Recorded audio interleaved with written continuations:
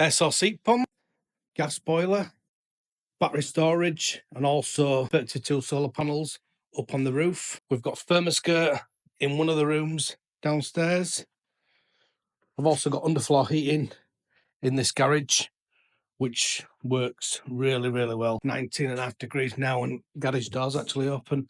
The underfloor heating is amazing because this is just like a big energy block. And what we can do with this is we can store energy in this when it's a cheap rate, or we can heat this up when it's a cheap rate. What we do with the energy, we buy the energy on a cheap overnight tariff at 7p, and then we use the batteries to store that. This boiler will only work if that is the cheapest option.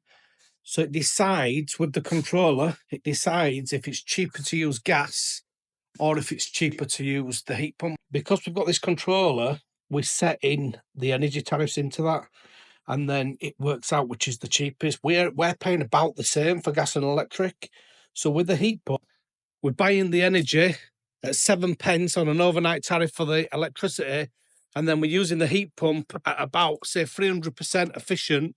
So it's costing us about 2p per kilowatt hour for the energy. The only downside we've got to that is we are using gas for the hot water at the minute, but I do have a solution for that that's coming soon. We've also got the full smart home system with Salas Comp, so it's low temperature. We've been using it near 30-degree flow temperature. It's been really low, but it works on the smart home.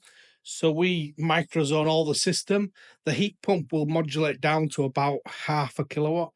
So even when we shut quite a lot of the system off, the system still works really well. And different people in my house want different temperatures in the rooms.